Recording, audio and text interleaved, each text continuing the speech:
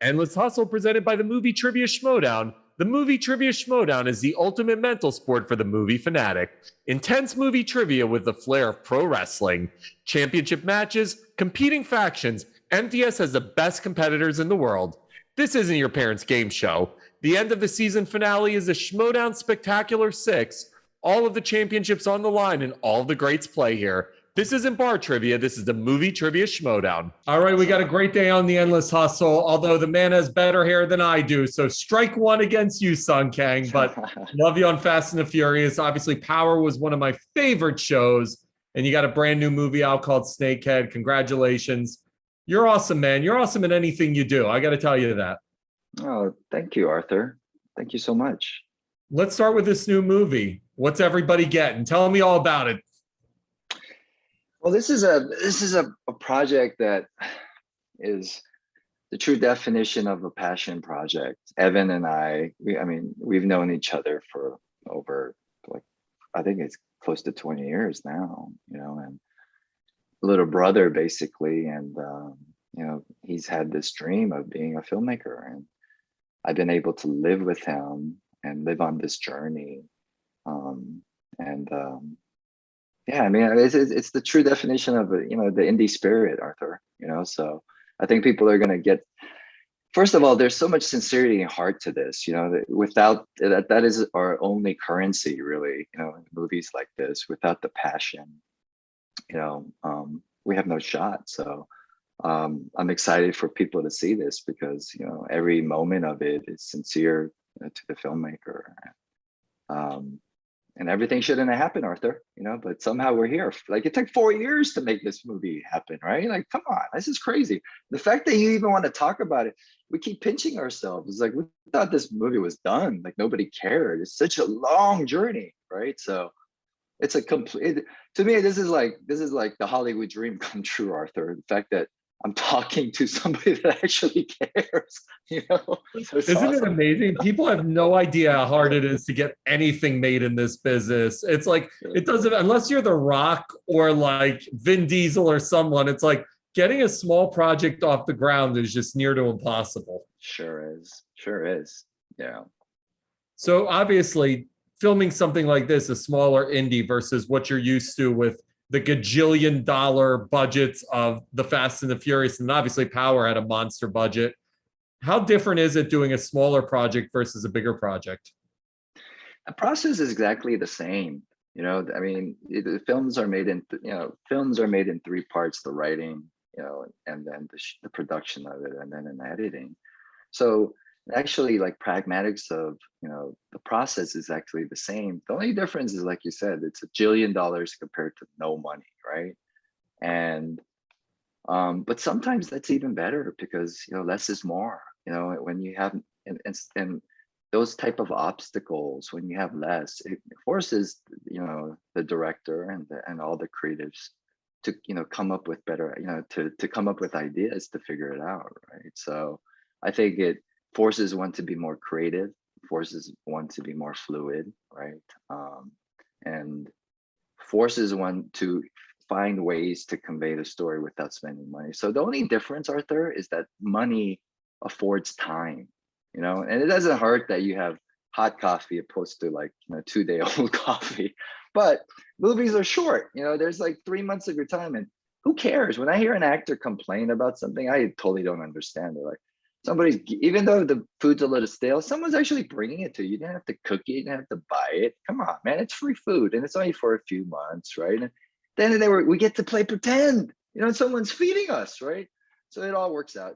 The only difference to me, Arthur, is that money and budget affords time, right? And you, instead of 2 takes per scene, you can do 5, and you can really kind of, you have the opportunity to work out, the scene, right? So that's it. So I want to talk to you about Korean cinema and television because I am such a fan right now. When I became aware of how great the art is coming out of that country was Parasite. And then the Squid Game obviously took over the planet. Please tell me you've gotten to watch Squid Game, by the way. Of course, I binged it. As soon as I heard about it, I binged it. Yeah. Why is the stuff coming out of Korea so fucking good right now?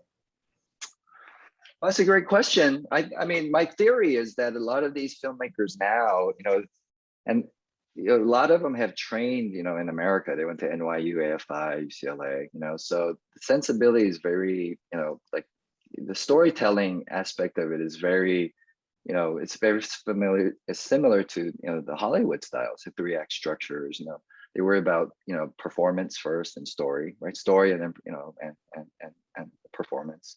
And also, me being Korean, I can speak on it is that, we're highly emotional people. We're war-torn country. We've been occupied, our culture, our country's been, other countries try to annihilate us, they basically, and so there is this thing called Han in our culture, and that's the depth. It's hard to actually translate what Han means in another language, but it basically means like there's an internal sadness. Even when things are going right, you have to worry that, hey, something's coming because they're going to take all this away. So don't celebrate so much. And vice versa, when it's rock bottom, hey man, don't worry. If it's this bad, it's only going to get better, right? So there's always like this kind of internal, like emotional turmoil going on.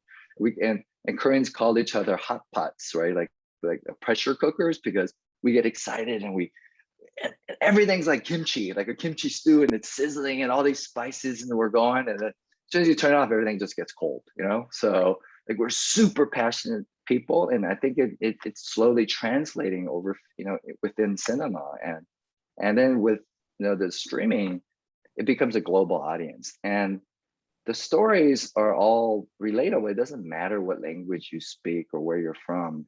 You can see yourself in a Squid Game. And what I love about a movie like Squid Game and Parasite, at the end of it, it forces you, if you're paying attention, to question yourself.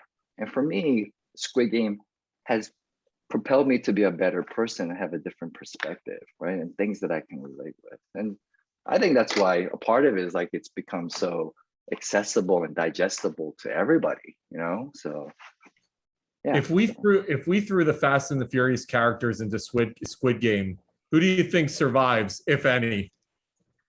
Let's see, that's a good question. That's a great question. Let's see. Han. Yeah, I think Han would survive. He's like, I'm not dying. Yeah, not dying. Yeah, and then I'm gonna go back for more, just like the main character. Right? Well, I was so blown away by this series. I absolutely loved it. Obviously, with Fast and the Furious, man, you're talking about arguably the biggest franchise on the planet. How does that change your career? You come on into the series, you've been in pretty much every single movie. I checked IMDb, it looks like you're in the new one again. How does this like change everything for you because of the reach of that franchise? I mean, it doesn't change anything. I don't know what it's changed. I mean, in terms of opportunity, I don't know. That's why I moved into directing, because I don't think I'm gonna have. I look up to people like Clint Eastwood. Like I would love to have a career like his, right, and play roles like his as he, as I age. But who's writing it? Who's directing it? Who's creating it? I sometimes I worry, is this like a trend? And so how has it changed? I think people want to hear the narrative like, oh, Fast and Furious, all of a sudden they, you're propelled into like this, dream world. It doesn't work like that. It's still, I have to be a journeyman. Like I'm always worried about the next job. And then I realized like, oh, I can't do this. Like I can't be dependent on other people. And because of things like Squid Game and Parasite and Snakehead, and learning from Evan and seeing the trials and tribulations he went through, and just being, resilient, I realized that if I don't start, creating my own material and I'm not in control of it, I'm going to be that jaded actor that you're going to meet one day who doesn't want to answer your question, that has no light behind his eyes. So, I wish I could give everybody there like this Hollywood ending, but we're just beginning, Arthur. I feel like we're finally at the table. You know what I mean? But I don't know if I'm going to get a full meal or I'm just going to get a side dish. You know what I'm saying? What an honest and authentic answer, man, because that's a type of question where you're right. Like the answer could be, oh, more scripts have come my way or there's recognizability. But at the end of the day, It really is. You don't know what your next job is. And that's what this industry is. You could also win an Oscar and not know where your job is, the next job is. It's such Right. a fickle industry. And that was so authentic, man. It was awesome. Thank you. But at the same time, I can tell you how fast has changed my life, Arthur, and not in terms of career or financial or anything like that, but it's given me hope, especially today, in times of today, with all of this divisiveness and all this, negativity we see online, and all these like different groups going after each other, especially with all this Asian hate stuff. I'm in Austin, Texas right now, and it's like the other night, my friend was asking me, he's like, does it get annoying when these kids come up to you and like yelling Han and they're grabbing you and they want pictures and they're just going crazy, And I said, when I was younger, I didn't know what I could do with that. It was just really like, it was like an ego thing. It was like vanity. But after like the fifth picture, it's like, what am I doing this for? Then you become that jaded actor that's like, nah, I don't do that, little kid. And I realized, I go, so what is this? What is this celebrity thing, right? And the beauty of Fast and Furious is that it is global, and the money of it is just the byproduct of people being able to identify with it. And what's amazing, Arthur, is that I told my friend, I go, look, there was a white kid, there's a black kid, Hispanic kid, Asian kid, there's a woman. That guy's probably gay, or that guy's like trans or whatever, but they feel like they grew up with me. And then I'm able to have a human connection with them and break this notion that Hollywood actors are not approachable. And because of what's going on, I feel extra responsible. My activism is one-on-one. Me posting about stuff is like, who gives a fuck what, I'm sorry about my language, but who gives a crap about what actor is posting in his Hollywood mansion, right? So to me, it's like, how do I actually make an impact, and how do I touch people? I don't need to touch a million people, just one. And the fact that I get to interact with a white kid from Texas, and he feels like I'm his brother, right? He feels like we're family. And I get to also be sincere and ask him, where are you from? What car do you drive? I get to be a little Han. Everybody, as kids, we needed Santa Claus because he gave us hope for Christmas, right? He gave hope, be a good person. And then Han kind of represents that, and how blessed am I to be able to play a role that is beloved. I mean, the only reason I'm back from Fast 9 is because the audience, the fans wanted that character back, So that's how it's changed my life. It's humbled me. It's made me aware that every person that knows the franchise or knows me from the movie, I have a responsibility, not just for other actors, because this notion of celebrity is so negative today. Because I think a lot of people use the celebrity for the wrong reasons. And it's taking me a while to understand, like, hey, with all the hokiness of Fast and all that, it's like, but like, it's actually super positive because it's so global, and I feel blessed that I get to live in these shoes, so. Dude, I fucking love that answer. I'm not excusing myself for cursing. That was fucking great, dude. I just love your perspective. You still have the true artist perspective, which I totally dig. And you're right. Fame is a fucked up thing, man. I can't tell you how many people I've talked to over the years. I've been doing this for a decade, and you can just see the change from day one when they were kind of nobodies to then they become somebodies, and you just see the change. The glamour team comes in, then the publicists and the managers, and you see it. It's tangible. Fame's hard, man. Fame is very hard. And you get to work with some of the biggest stars on the planet. And, someone like The Rock, for instance, who's handled it about as well as you can ever handle it. Anyone could ever handle it. But what's fascinating with The Rock is he worked his ass off to get where he is. And I think that's the people who go through that journey. I mean, you nailed it. Right now, there's a thing called instant fame. You have TikTok, you have Instagram, you're famous overnight half the time. But people like The Rock, who really had to build a brand, build themselves, they retain that humility. It's incredible.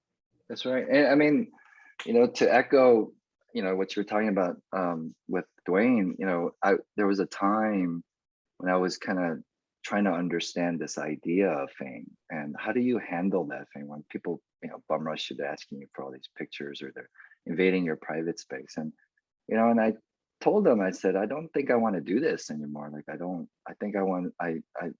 want to be approachable like that, because I feel like it's insincere. Like I feel like, yeah, Mickey Mouse at Disneyland. It's not even a hello, it's a give me picture, right? And I was like, I don't know how to deal with this, man. And he said it in a perfect way. This is the best advice. And I always share this with other actors, that it was, think about it. We are the few people in the world that have been gifted by whatever entity with the opportunity to go outside and make someone happy just by taking a picture and asking what their name is. And so it takes the same amount of time to say no and run away and break a little kid's dream or break that fan's dream of their hero. And it's our responsibility. And without the fans, we're not here. So it's your responsibility to make sure you engage with them, to make sure that you almost perpetuate their idea of who you are, because it's a positive thing. And you get the ability to make someone's day, their week, or maybe their whole year. Or it was like their life dream to meet the Dwayne, The Rock, right? So you could totally contribute and make the world a better place and put fertilizer and grow the flower, or you could just stomp it, right? And when it comes from someone like Dwayne, that it took a long time for him to like form that perspective, because he's way more famous than me. He's been famous for a long time, right? And now he's like one of the biggest movie stars in the world. And to have that perspective, you understand these are the things that lead you to become number one in the world. And there's a reason why he's there, right? And the reason why he's so beloved. When you talk to anybody that mentions Dwayne, it's always it comes from respect. And just like you, it comes from hard work. It's just old-fashioned cowboy stuff, right? And when it's hard and you have to earn it, it's precious to you. And then you become empathetic to other people, going, hey man, I was there. So that shift in perspective is why I'm able to talk to you, because you're only as good as the people around you, and you have to have mentors. And I've been lucky that I've had teachers like Dwayne around me to be able to watch and learn from people like him. So. You reminded me of a moment. I don't know if you're an NFL football fan, but there was a moment yesterday with Tom Brady where there was a kid in the stands that held up a sign that said, I beat brain cancer because of Tom Brady. And Brady walked over to him, gave him his hat, and shook his hand. And the kid just started bawling, and it went viral. And, listen, Brady's not doing that to get press. He did it, purely to be sincere. And you just forget, again, the responsibility of how something like that, here's this kid who knows how much longer he may live, or he may cure this, but he'll always have this memory. And you're just like, holy shit, this one guy and what he's done in his life transforms so many other lives. It's amazing. Yes, absolutely. I want to talk to you about Power for a second. So I would interview the cast every season. I've had Omari on the show, Layla, everybody, 50, talk to them every single season. Never talked to you though, but I knew that show was going to be big. I remember when I interviewed everybody at the junket season 1, I'm like, this show's going to fucking take over. And it became a monster. But what's crazy to me is you're nothing like John Mak. It's incredible to see the transformation. Like, he was such an asshole, and you're such a like deep thinking, a sweet guy. But how much fun is it to play a character like that who's just a total a-hole? Awesome. The only bad part of it is, when I go to the airport, there's the ladies that check me in, and prior to Power, they're like, I love you, huh? I love you, right? It's like, it's good to give me hugs. And then when they saw me empowered, I remember the same lady looked up at me. She's like, you need to, what's the main character? What's Omari's character's name? Ghost. Yeah, Ghost. She goes, you got to leave Ghost alone. And I was like, what? And she wouldn't talk to me. She's like, I don't like you no more. She goes, you need to grow out your hair. Like, I don't like that. Like, you need to leave my baby alone, right? And I was like, I never got that much hate. But then my wife was with me, and I was like, I don't know if I want to do this anymore. Like, I've never been lambasted like this before. She's like, their eyes, they hate me. I go, and she goes, it's acting. And if they have that reaction, obviously you're doing your job. So look at it that way. And I was like, true, right? But yeah, really fun, Arthur. Like, you play a great dick, man. I mean, you do a great job with it. It's awesome. Like, because you keep like such a serious face and you've got that dry delivery. And I'm like, this dude is such an a-hole. It's awesome. Well, Courtney makes it easy. Cam, the showrunner and creator, and the writing staff, they make it easy. So They really respect, what the script means, right? In the process. So it's actually one of the first directors showrunners or production teams I've met that forces and demands everybody to be at table reads, right? I've never experienced that, and I love that. It's like I love it because we know the map all together, so people aren't all over the place. So it's just a great exercise, and I think most productions could benefit from applying that. So. By the way, she just signed like a gajillion-dollar deal with, I forget if it's Netflix or ABC. She went somewhere and just signed one of those mega overall deals. So anytime either one of us needs a loan, we got to hit up Courtney. Dude, congratulations. Congrats on the new movie. I know how hard it is, having been in this business a long time, and how hard it is to get anything off the ground. So congrats. And obviously all the other stuff you've done. Really great answers, dude. Super deep shit. Cool stuff, man. Thanks, Arthur. I appreciate your questions and you being able to have this conversation. So it goes both ways, man. So I appreciate I love it when it's just not the regular sound bites. That's kind of my interview style. I love when it can be conversational. This is a great, man. Yeah, that's why I get so nervous when I get on these things. Like, I don't know where it's gonna go because I don't know any other way, So I appreciate it, man. So thank you. Great stuff. Thanks for coming on. Thanks for getting up to the room too and making it happen, brother. Sorry about that. I'm sorry about the all good, man. Thanks for making it happen. Have a good rest of the day. Okay, bye. Take care, brother.